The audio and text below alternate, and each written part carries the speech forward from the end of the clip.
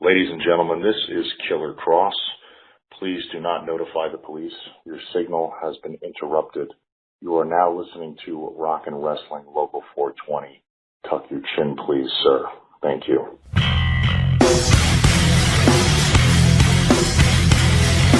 Wow, what a fantastic gift. I realize the title of your show, Rock and Wrestling Local 420. And I'm going to take that idea and go extreme. Alrighty then, this is Bill Nershi of the Spring Cheese Incident coming to you from up in the Windy Mouth. I'm here joining Cosmic Chris on the Rock and Wrestling Local 420. This is the Big Ugly JD Bishop, and if you're not listening to Rock and Wrestling Local 420, you must be stupid! Hey there, radio buddies, it's me, Max Volume. You are listening to Rock and Wrestling and Local 420 with Cosmic Chris. Hey, this is Chad of the Two-Man Power Trip of Wrestling Podcast. When you're done listening to my show, head on over and listen to the Rock and Wrestling Local 420, and I guarantee you will not be disappointed. Hey, folks, I got a name for you when you're the greatest podcast in podcast alive today. They don't call you a great podcast. They call you Rock and Wrestling in Local 420. Beat it if you can.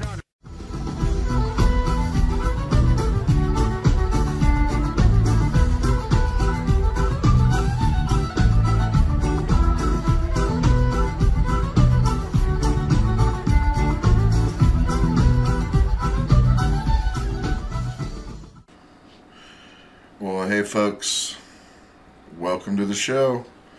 This is my show. This is the show where I rant and rave and hoot and holler about things that piss me off, things I find funny, gossip, all sorts of different shit. So, with that said, this is Rock and Wrestling Local 420, and I am your host, Cosmic Chris. So, once again, thank you for tuning in this week. Alright. There's nothing in the rock and roll news that I've noticed except the fact that we lost very awesome musician, one Bob Kulick. Bob Kulick was one of those guys behind the scenes. He was a guitar player, played with Wasp, played with Kiss, like everybody and their brother. I mean, and his little brother Bruce was actually the guitar player for Kiss during the non-makeup years. So, I mean, this guy, he was with everybody, man. The list is fucking endless of who this guy played with. He was a record producer and real awesome guy. He was 70 years old. Bob Kulick, we will miss you. So with that out of the way, because that's pretty much the only thing in rock news that had any interest in me. This week, last few days, there has been riots everywhere because of George Floyd. And I watched this video and watched a man die. And it's really fucking sad. And it's like I've been saying, you know, like to my kids and stuff about, you know, even our grandparents who lived in the Great Depression and great-grandparents, they didn't even see anything like this government shutdown bullshit. Well, the same thing could be said for these riots. I was 16 years old, 17 years old, in 91, 92, when Rodney King happened. And it wasn't until April 29th when the guys got acquitted, the cops, that the riots happened. Well, this is days after this guy got killed. And everywhere is fucking on fire, dude. It's so fucked up right now. And it's sad. And the only thing I really gotta say is, it's just so sad that people are burning and looting and hurting other people.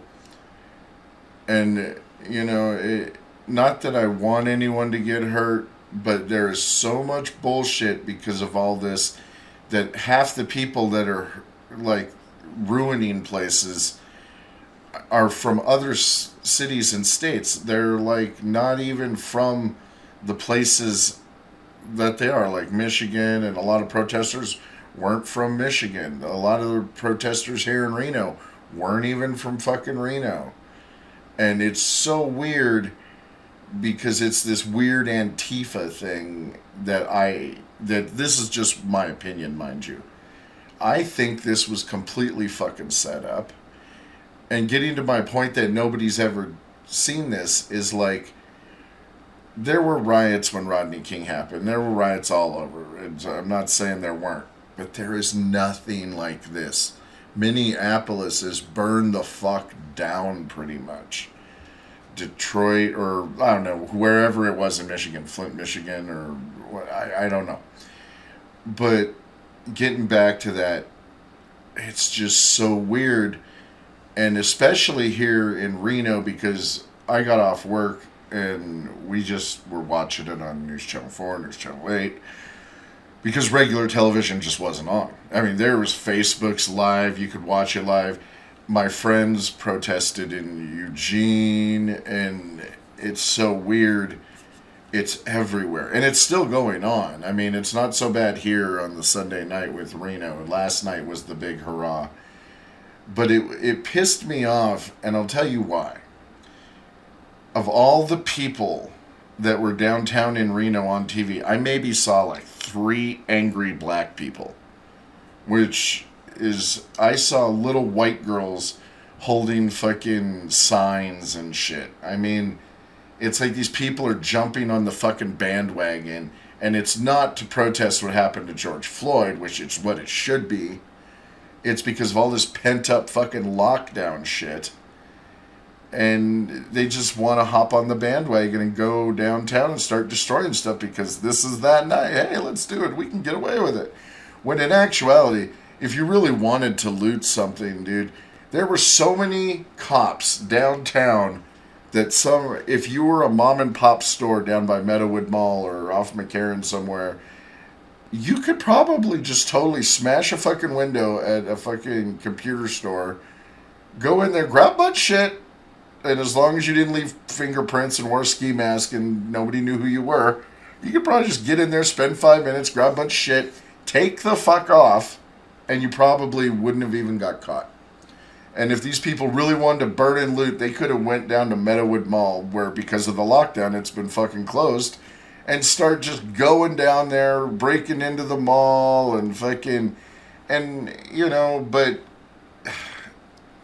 they did a bunch of government buildings downtown, which I'm not saying is right, but at least that's the thing. These people, you know, they were looting and stuff like mom and pop stores, man, these people just spent 2 months in lockdown, and now they're probably not going to get to open because in a few days we're supposed to reopen.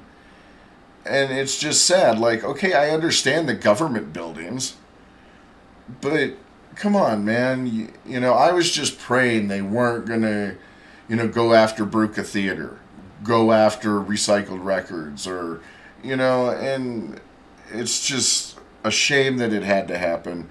But here's where I'm going with this. You have to understand why. You push people so far, eventually they're going to start pushing back. And this bullshit of just cops killing motherfuckers, and it's got to stop. Something has got to give. And it's so weird because in the last few months, it seemed like, you know, the planet was healing. It was like people were starting to deal with this, and they're all, oh, we're all in this together, and then all of a sudden all hell breaks loose because some group of cops had to go kill a motherfucker. And I completely think this was a setup. This was some weird setup. And you want to talk about conspiracies, there you fucking go, man. You could talk about the cabal. You could talk about the deep state. You could talk about 9/11, JFK, you know, Oklahoma City, any fucking thing that you think has a conspiracy. But this was just unprecedented. None of us should have had to watch this poor man plead for his fucking life. He fucking pissed himself. There are 3 fucking guys crushing this guy. And people all around, and you cannot give, you can always say, well, why did these people who were shooting fucking their cameras, why didn't they do anything? They couldn't do anything. They would have been fucking killed by these people. And I cannot blame, for once when you say, hey, why didn't the people shooting the cameras do anything? No, dude, they couldn't do shit. All they could do is stand there because they were scared. They didn't want, but they had their cameras and they made sure that everyone saw this. And it turns out that the cop and the guy that killed knew each other and were both security guards at this fucking club at some point. I don't know how long ago or how long it... But it's just too weird. It's like Lee Harvey Oswald and Jack Ruby, and just shit's too close, man. And it's fucking scary, and I'm just so over this shit. I just want it to end. I want to get back to normalcy somehow. I mean, today was the first day I was able to go into my bar, Jubs, and actually see all my friends and say hi. And it felt so good, especially after the night before last of all this stupid shit. And I don't know. I'm going to get off my soapbox about this. It's just sad, and we need to do something. We need to come together. This country is so divided right now. It is an invisible war. It's like I was saying a few weeks ago. It's not like the Civil War where it was South against North. It was black against white. It was straight. You knew where you stood. And yeah, there were, like I said last week, brother against brother and shit. But you cannot see, and where I'm going to go with this for a second is, you cannot see who is your friend and who is your foe. I put up this fucking meme, and I'll straight, from the beginning, I'll admit that, I should have stated my opinion on it as I was actually sharing it. And that was where I fucked up. And I'm going to read some things because this really fucking got to me. Because people that I've known since I was 16 years old, since I was a fucking teenager, I've known 30 years, were fucking getting all in my face about this shit. And I didn't create the meme.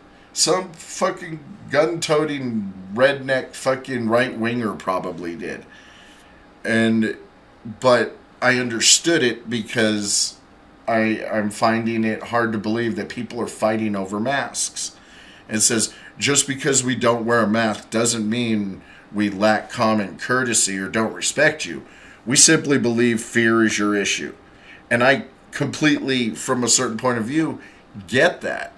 And I'm getting friends of mine that live in the Bay Area, that live in Oregon, that are just like, if you don't wear a mask, you're part of the fucking problem. You're a vector. You're like a mosquito, yada yada yada. And I called these people on the phone, a couple of them, and they were so adamant about wearing masks. And it's not a law to wear a mask. I wear a mask out of respect for others because it will help slow the process down. But in all actuality, masks aren't going to fucking stop the coronavirus. If you're going to get the coronavirus, you're either going to fucking get it or you're not going to get it, You're either going to get sick and get better or you're going to get sick and die. And I'm not saying that's what I want. I'm just saying that's the blunt of it. The only masks that are really going to protect you are an actual fucking gas mask with a carbon fucking filter on it. This mask thing is a fucking fad.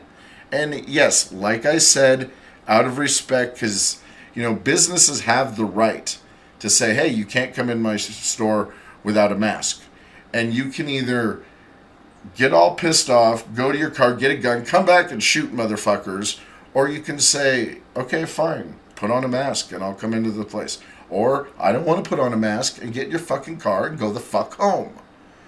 You shouldn't have to fight. People are getting pissed off and coming back and shooting people because, you know, they got told they needed a mask. This fucking guy couldn't get on a bus because the driver said he wanted him to wear a mask, which I totally understand on a bus. And the guy got pissed off and started coughing all over the driver. And then other people on the other side of the coin, there are people with masks that are surrounding a fucking mother and her daughter for not wearing a mask and giving them shit and demonizing them. And I just think it's so fucked up that people are fighting over masks because there's no law. Nobody's forcing you to wear a mask. If they're asking you to wear a mask, then they have that right. But, dude, you know, if you're going to get all in an upheaval because somebody's not wearing a mask, that is your own issue. And it's just sad that I had 58 fucking comments, some good, some bad, but just a lot of bullshit. I started a fucking Pandora's box, dude. I opened up a can of worms that I was like, holy shit. It actually depressed me. You know, it really sucked. And then a day later, I put out this rant on George Floyd and Dino and all this other shit about how fucked up the world is. And I find that if you're not personally sickened and offended by what you saw with that cop killing George Floyd, and you don't go to your own social media and actually say something, then something is wrong with you. And that got like 3 likes, a comment or 2. And here I am ranting about, you know, justice for George Floyd. And then I make that that meme with the mask thing. Yeah, I get all this hate comment. And it just goes to show you who your real friends are, actually. And it just really hurts my fucking feelings that that's what we're going through right now. So, I'm going to get off my soapbox. I'm going to mention a couple things in wrestling. But, I mean, outside of that, you know, it's just, I really want us to get through this. I pray that we're going to get through this. Like I said, our country, we're fighting an invisible war, and it's got to end, man. It's got to end, man. Let's just please make it through this peacefully, because I do not want just Mad Max everywhere, Road Warrior everywhere, Terminator everywhere. You know what I mean? I'm just really scared, and I think we're better than this. So, with that said, I'm going to mention a couple things in wrestling. Let's see. At AEW, there was this thing with Matt Hardy, the Jacksons, and Nick and Matt, and they were, say, Damascus comes out, and yes, and then all of a sudden the original fucking rock star Matt Hardy came out, and then another version, hardcore Matt Hardy, came out, and they had 3 different versions of Matt Hardy, which I thought was kind of cool. So that was pretty cool. Then Hardy beats someone from the Private Party, and then Hardy helps. I don't know who the guy is. It's the black guy in the Private Party. Well, actually, both of them are black. Actually, I think. But he helps him when he gets hurt, and they're saying good sportsmanship or something. But I was just wondering, is it really good sportsmanship, or did this guy really get hurt as a shoot? And Matt Hardy was just helping him because the guy might have gotten hurt. And then the Bucks are in the ring, and they get jumped by half of the Bunny Squad, Braxton Sutter and the other guy, Blade, and I forgot the other guy's name. And then the Revival come out, and it looks like they're going to help the Bunny Squad, but they actually turn on the Bunny Squad and start beating them up. And it looks like they're when they're walking away, they're pulling out $100 bills like they were paid to beat up the Bunny Squad or whatever. And then Britt and Tony Schiavone are doing this conspiracy thing, like this dry erase board, evidence board about conspiracy, about who did this, who did that. And then Orange Cassidy walks out. Oh, what happened with Orange Cassidy is he just walks out when the Bubbly Bunch are kind of giving this promo, and he's just ignoring them like nothing really, like he doesn't see him. He walks right past him with his hands in his pocket, and then of course the Bubbly Bunch gets all mad. And then next thing you know, the end comes out and these cheerleaders come out, and then Vicky Guerrero comes out, and it's so awesome because she's not saying excuse me, she's saying are you kidding me, are you kidding me. And it's so she's got a new catchphrase, are you kidding me. That's kind of cool. And then the Inner Circle Pep Rally is what it's called. And then Jericho calls out Tyson basically because they're all giving each other presents and stuff. And then Sammy finally says, hey, I got something, the bubbly and a cheese platter. And the cheese platter's all gone, and the bubbly's empty. And he's like, what the hell? Next thing you know, Tyson walks out. It's fucking awesome, dude. And then that turns into a brawl. And that was just awesome. AEW was a good show this week. Raw, I can't even remember anything about Raw right offhand. I'm sure there were a couple of good things, but nothing really stood out. Impact, I just watched tonight. There were a couple good things. Kira and the new girl, I don't know her name, kind of bully Kylie Ray and Susie. And then it shows the Susie and the Sue Young kind of weird shit. That was kind of cool. And then Rosemary's wearing a Satan is my daddy shirt. I thought that was kind of funny. But let's see. SmackDown was pretty good. I didn't really write anything down, but definitely had some good stuff. It was pretty enjoyable. And they're all getting to where they look better now. Now that they're trying to work out the kinks, they're looking like pretty good shows. It's not like they're drawing fucking 6 million people like they used to, but at least they're looking like decent shows. And I gotta give them credit. It looks like they're trying to put on good television. Every single one of them.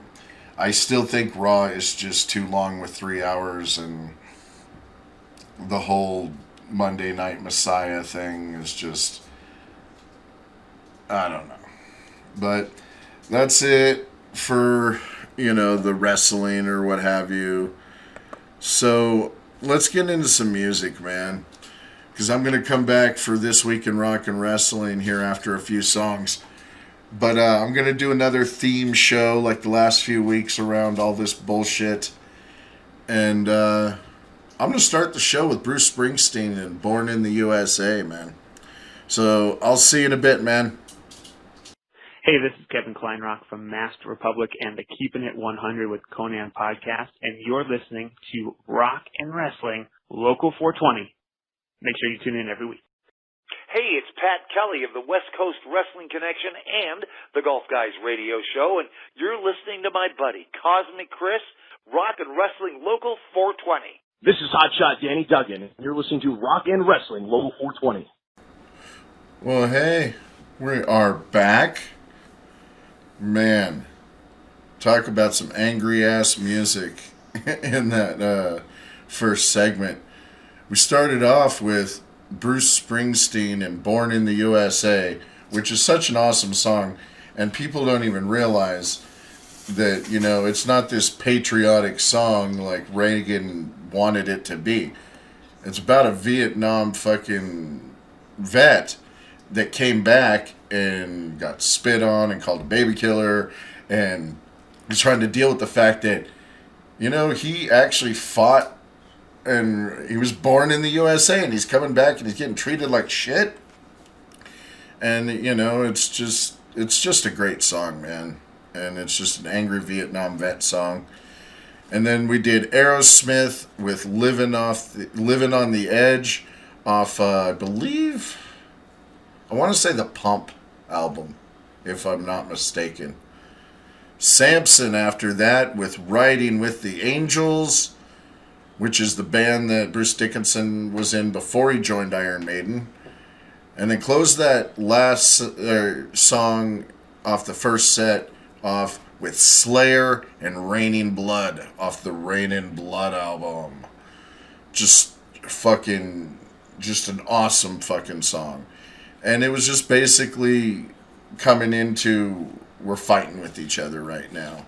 Living on the Edge, Riding with Angels, Raining Blood, you know, Born in the USA, just kind of angry music. And I just kind of wanted to start off angry. So, with that said, here's to This Week in Rock and Wrestling. June 3rd, 1980, Braxton Sutter from the Bunny Squad is born. 1967, R.E.S.P.E.C.T. Respect by Aretha Franklin hits number 1. 1970, Ray Davies does a round trip from London to New York back to London just to re-record Lola to go from Coca-Cola to Cherry Cola so they wouldn't be sued. I just thought that was fucking funny. So let's see, 1976, Bohemian Rhapsody goes gold by Queen. 2011, Lords the Royals comes out. 1906, Josephine Baker is born. 1939, Ian Hunter from Mott the Hoople is born. 1942, Curtis Mayfield is born. Superfly and Pusha Man. 1944, Mike Clark from the Byrds is born. 1950, Suzi Quatro is born. 1952, Billy Powell, the keyboard player and piano player for Lynyrd Skynyrd. 1964, Kerry King from Slayer is born. 1964, Doro is born. Oh wow, Kerry King and Doro were born on the same day. 1965, Mike Gordon from Phish is born. June 4th, 1937, Gorilla Monsoon is born. 1955, Joe Malenko, the older brother of Dean Malenko, is born. The Great Malenko's sons. One of the two. 1997, Riho is born. And Riho, if I'm not mistaken, I'm thinking she's in AEW. Yeah. 1969, Ballad of John and Yoko. And is released, as well as Old Brown Shoe, another Beatles song. 1984, the album Born in the USA is released. 1944, Mama Michelle Phillips is born. 1953, Paul Sampson from Samson is born. 1959, Paul Taylor, the keyboard player for Winger, is born. 1961, El DeBarge is born. 1968, Albie Shore is born. 2012, Master Engineer George Marino dies. He is responsible for GNR, Bon Jovi, Stevie Wonder, John and Yoko. And let's see, he dies of lung cancer at the age of 65. June 5th, 1965, Wooly Bully from Sam Sham and the Shadows is number 2 on the charts. 1993, Living on the Edge by Aerosmith is released. 1945, Don Reed from the Statler Brothers is born. 1954, Nico McBrain from Iron Maiden is born. 1956, Kenny G is born. And also in 1956, Richard Butler from the Psychedelic Furs is born. 1974, Marky Mark Wahlberg is born. 1999, Mel Torme dies at the age of 73. 2002, Dee Dee Ramone dies of a heroin overdose at the age of 51. 1997, Priscilla Kelly is born. June 6, 1970, Ahmed Johnson is born. 1985, Drew McIntyre is born. 1978, ODB is born. One dirty bitch. 1965, I Can't Get No Satisfaction is released by the Rolling Stones. 1971, John and Yoko's unannounced Fillmore East show happens. 1972 is the release of Ziggy Stardust. 1946, Tony Levin from King Crimson and Peter Gabriel's band is born. Tony Levin basically replaced Greg Lake in King Crimson when Greg Lake left to join Emerson, Lake and Palmer. 1959, Jimmy Jam, one of the famous producers, is born. 1960, Steve Vai is born. 1961, Tom Araya of Slayer is born. 2002, Robin Crosby of Rat dies at the age of 42. 2006, Billy Preston dies at the age of 59. 2010, Marvin Isley dies at the age of 57. 2019, Dr. John, the blues keyboard player, dies at the age of 77 years old. June 7th, 1943, superstar Billy Graham is born. 1950, Howard Finkel is born. 1965, Mick Foley is born. 1969, Johnny Cash's show debuts on ABC. Also, that same show, he did a duo with Bob Dylan at the Grand Ole Opry. So I'm assuming the show was at the Grand Ole Opry. Also, Blind Faith debuts their first concert at Hyde Park on that day. 1970, Tommy is performed by The Who in New York at the Lincoln Theater. 1972, Grease opens up at Broadhurst Theater in New York City for 3,388 performances. 1975, Thank God I'm a Country Boy by John Denver is number one. 1917, Dean Martin is born. 1940, Tom Jones, It's Not Unusual to Be Loved by Anyone, is born. 1955, Joey Scarberry, who wrote the theme song for The Greatest American Hero, is born. 1958, Prince Roger Nelson is born. 2012, Bob Welch dies of a suicide, gunshot wound at the age of 66. Bob Welch replaced Peter Green in Fleetwood Mac, and he was the guy that begat Lindsey Buckingham. So, June 8th, 1968, Jumpin' Jack Flash by the Rolling Stones is released. 1969, on that same day, Brian Jones is asked to leave, and Mick Taylor replaces him. 1974, Rick Wakeman decides to quit Yes.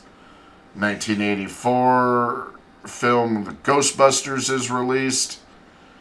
1940, Nancy Sinatra is born. 1944, Boz Scaggs is born.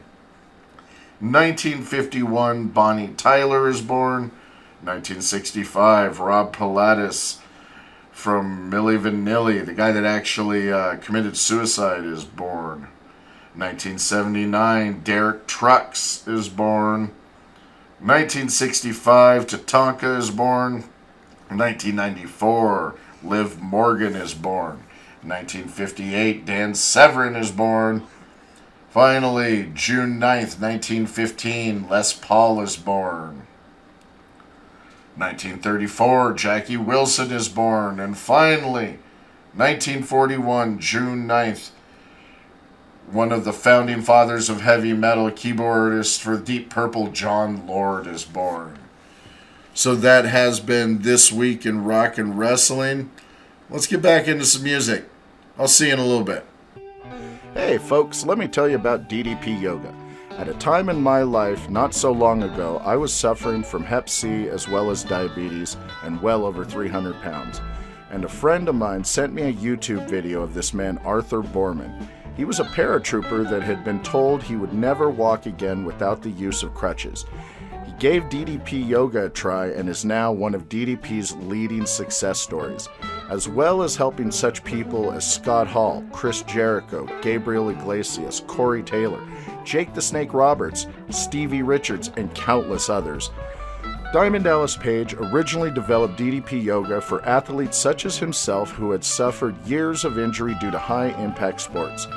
When he ruptured his L4 and L5 spinal discs during the height of his professional wrestling career, he was so desperate to keep his childhood dream alive that he was willing to try anything. So he tried yoga for the first time. I know firsthand the benefits that DDP Yoga has to offer. Because Dallas had experience in many forms of fitness, he quickly learned how different yoga was from other traditional workouts. Soon he started mixing elements of yoga with his rehab as well as traditional workout principles. For almost a decade, he has refined his program and has become a master at teaching it to others. DDP has saved my life. I encourage you to buy the discs as I have. Go to ddpyoga.com or you can download the DDP Yoga Now app. You can do it anywhere you want. He has cooking segments, live daily workout segments. I encourage you to check it out. Start living a healthier life. And hey, this ain't your mama's yoga. Okay, this is Ty North, and you're listening to Rock and Wrestling Local 420. So this is Greg Golden from the Greg Golden Band, Bizarre Guitar in Reno, Nevada, and you're listening to Rock and Wrestling Local 420. Those guys rock. Well, guess what, folks? We have reached the end of this episode. So I hope you liked it. I enjoyed putting it together for you. After This Week in Rock and Wrestling, we did Queen with Bohemian Rhapsody. Followed that up with Curtis Mayfield and Pusher Man. After that, Milli Vanilli with Blame It on the Rain. And then Susie Quattro with The Wild One. Into some King Crimson with Thela Hungenjeet. Peter Gabriel with Shakin' the Tree. This week's George Carlin rant with We Like War. Prince with Purple Rain. Joe Scarberry with Believe It or Not, I'm Walking on Air. And then finally, Leonard Skinner with Freebird. Hope you enjoyed it. Hope you liked this week's episode. I know it started out kind of bitchy, moany, complainy. But hey, I have that right, and I have a podcast. So hopefully you enjoyed it. We'll see you guys next week. The show wouldn't be possible without Kevin Ryan and Tony Kirillik, my producers and editors. You can catch us on any social media, facebook.com. You go Rock and Wrestling Local 420 at facebook.com. You can find us on the Twitter. I changed my handle on the Twitter to Punchin' Baby Yoda with no G, just Punchin' Baby Yoda. And check us out on Instagram at Punchin' Baby Yoda with a G. Let's see, what else do we got? YouTube. Check us out on YouTube. And yeah, check us out anywhere you find a podcast, Stitcher, Spotify, etc., etc. A few shout outs to my rapper boy, Mikey F. Banga. Check out his music on Instagram. Check out Zach and Cassie with We Just Made the List. Worst Little Podcast with Nick Ramirez and his crew and Rory Dowd. And let's see what else. Z-Dude, my buddy Dave with Z-E-E-D-O-O-D, Z-Dude. He's got a YouTube channel about helping people build their YouTube channels. So check out his show. And check out Wrestling with Regret with Brian Zane. And last but not least, John and Chad from the Two Man Power Trip of Wrestling podcast. And check out their Triple Threat podcast with the franchise Shane Douglas, now on Vince Russo's Realm Network. They are a part of the brand, and I'm a brand member. It's $1 a week, dude. It's like $3.95 a month. You can't beat that. So check it out, and hopefully we'll see you back here next week for episode 139. So long, folks.